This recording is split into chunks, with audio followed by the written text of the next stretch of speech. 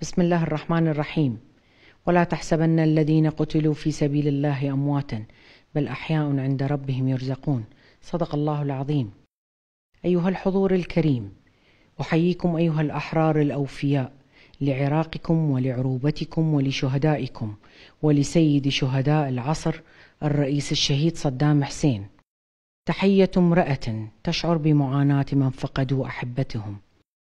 وأتمنى إليكم أيها العراقيون الأحبة أينما كنتم وتكونوا أن تتسع رؤيتنا لعراق أكثر أمنا واستقرارا مما هو عليه الآن، وأن نتجاوز كل الحواجز النفسية والشكلية لصالح شعبنا الذي عانى ويعاني الكثير من الضغوطات بعد الغزو الأمريكي في 2003. وإن الأكرم منا جميعا شهداء العراق الذين قدموا أرواحهم فداء لبلدهم ومبادئهم دفاعا عن الأرض والعرض، وفي مقدمتهم والدي الرئيس الشهيد صدام حسين ورفاقه الأبطال وعائلتي عدي وقصي ومصطفى. إن العراق بقيادة الرئيس الشهيد كان الحارس الأمين للبوابة الشرقية الحامية للأمة العربية من الأطماع التوسعية الإيرانية، ولم يكن ليتجرأ أحدا أن يتجاوز على سيادة البلد وكرامة شعبه، مقارنة بما حدث ويحدث بعد عام 2003 حيث ضاعت كل القيم الإنسانية والأخلاقية ونشرت الأفكار الغريبة هنا وهناك، ووصل الانحراف حد استغلال الدين كغطاء لتحقيق التوجهات المريضة لأحزاب كثيرة. وبعد مرور 12 سنة على رحيل الرئيس الشهيد، وحتى قبل ذلك، ورغم محاولات البعض المستمرة لتشويه تاريخ هذا الرجل، إلا أننا صرنا نسمع عبر وسائل الإعلام المختلفة عن محبة الناس لقائدهم، متجاوزين بذلك كل المخاوف والمخاطر التي قد يتعرضون لها، خصوصا أولئك الذين يعيشون داخل البلد.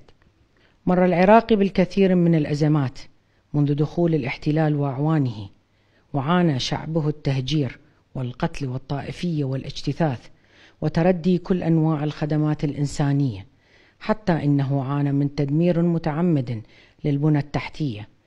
ونفذت الجماعات الإرهابية المتطرفة بكل مسمياتها ممارسات لا إنسانية ولا دينية في بلدنا، وطمست الهوية العراقية، ودمر تاريخ الوطن وحضارته، وشوهت مرحلة بأكملها.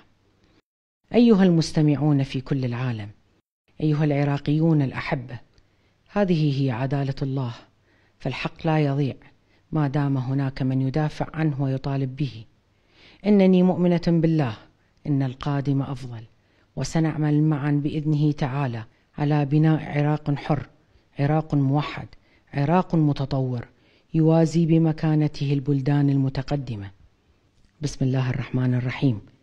إنهم يرونه بعيدا ونراه قريبا. صدق الله العظيم. وبذلك تطوى صفحة الذل والتبعية والعمالة التي صاحبت الاحتلال، والتي لا تمثل العراق ولا العراقيين الأصلاء. أيها الجمع الكريم، في الختام أقدم شكري وتقديري لكل من حضر هذا اليوم، وأخص بالشكر اللجنة الدائمة برئيسها وأعضائها وكل الذين حرصوا على إحياء هذه الذكرى سنويا. وكذلك أتقدم بالشكر إلى اللجان التحضيرية الدولية لكل الأعوام، ورئيسها لهذا العام الأستاذ الوليد خالد ورفاقه جميعا. والسلام عليكم ورحمة الله وبركاته. رغد صدام حسين.